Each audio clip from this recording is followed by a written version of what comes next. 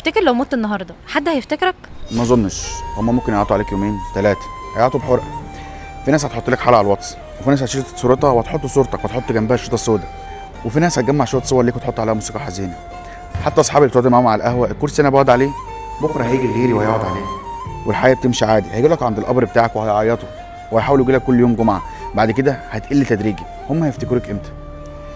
الفيسبوك بيذكرك دلوقتي بمرور سنه، فبعد كده هم كانوا بيعيطوا عليك اول مره، بعد كده صورتك هتيجي هتتقلب كده عادي.